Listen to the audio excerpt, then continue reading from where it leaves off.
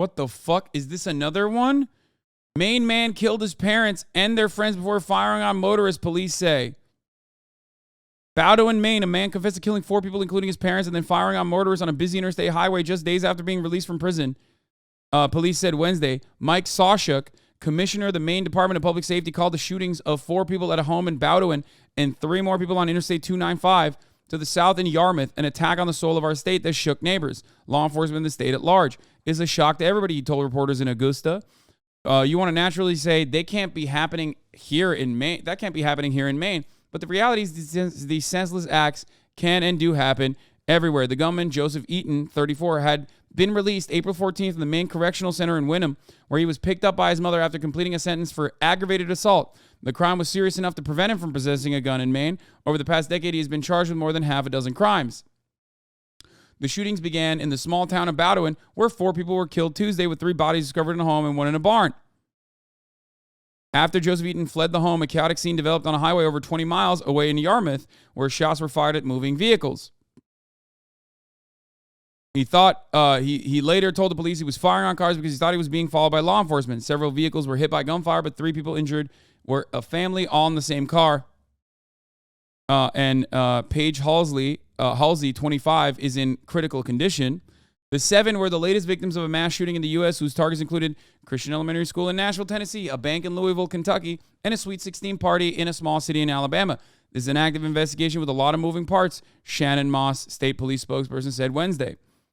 The day before shootings, an anguished man believed to be Joseph Eaton posted a roughly 2-minute live video on Facebook criticizing people who he said are Christian and don't give people a second chance. What good does it do to hate somebody, he said, choking back tears on the video. You know it destroys you. On the day he was released from prison, the man believed to be Joseph Eaton posted on Facebook that he was feeling thankful. It's finally over. There are so many people I can't wait to see.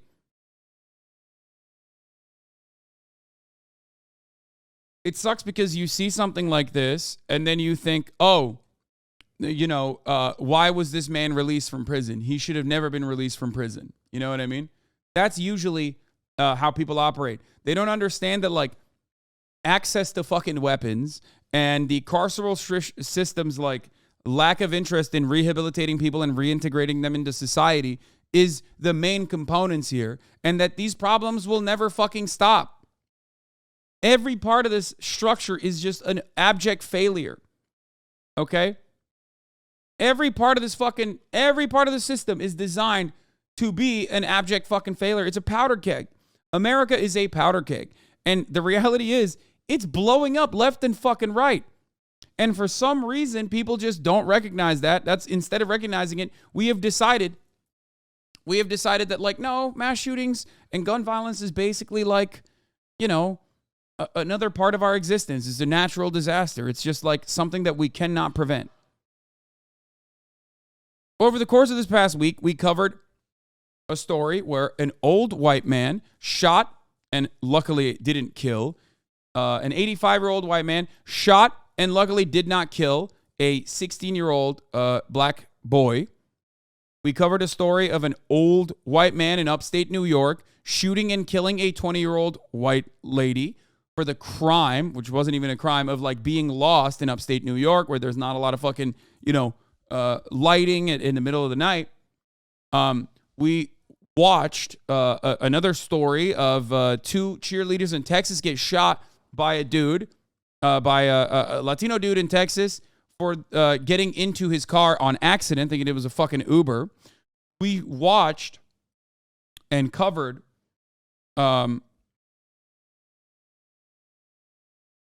there was another one. Holy fuck, now I'm forgetting. Jesus Christ. The one that we just looked at. We watched a 24-year-old black dude shoot a white family. Okay? The main component in this regard is not the additional, when we're talking about Ralph Yarl, the 16-year-old, is not the additional compounding factors of white supremacy or anything like that. The main component to cover in this circumstance is the mass circulation and ease of access to weapons. Okay? Americans are insanely paranoid. They have a hair trigger finger and an arsenal of weapons at their disposal. Okay? Everybody's got access. Everyone's got access to guns. And they are not careful with it at all. They don't have to get the proper training for it. They don't have to implement proper safety measures at their homes. And they are very willing and able to fucking shoot. And the structure itself oftentimes also gives them a lack of accountability that is normally afforded to police, even though that should be a point of contention as well, even though it's not. It's insane.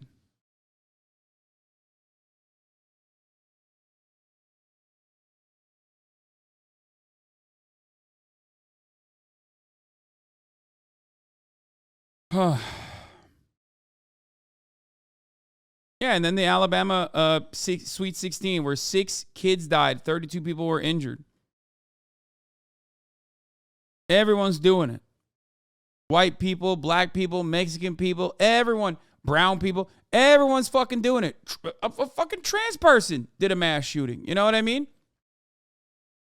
It's just the most American thing.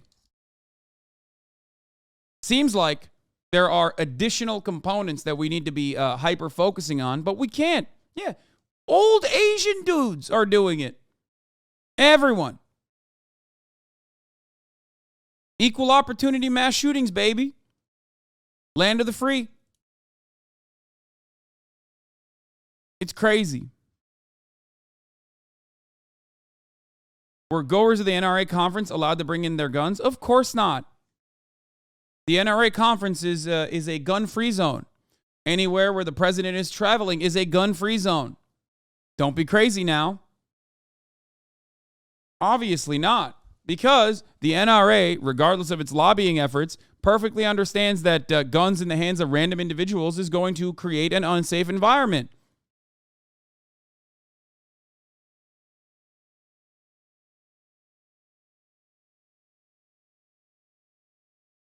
I don't know, man.